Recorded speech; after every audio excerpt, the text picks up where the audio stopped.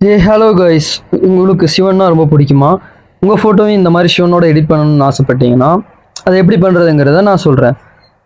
First வந்து பார்த்தீங்கன்னா, உங்ககிட்ட நல்லா கிளியரான ஒரு ஃபோட்டோ இருக்கணும். எப்படின்னா உங்கள் ஃபேஸ் கொஞ்சம் க்ளோஸ்அப்பில் தெரியற மாதிரி அதை ரெடியாக எடுத்து வச்சுட்டு அதுக்கப்புறம் கூகுள் ஜெமினிக்குள்ளே போய்க்கலாம்.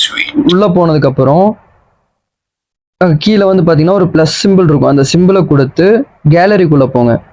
கேலரியை கொடுத்தீங்கன்னா இதோ நான் இப்போ செலக்ட் பண்ணியிருக்கேன் இல்லையா, இந்த மாதிரி நல்லா கிளியரான ஒரு ஃபேஸ் இருக்க ஒரு ஃபோட்டோ வேணும். அதை செலக்ட் பண்ணிட்டு டன் கொடுத்துருங்க.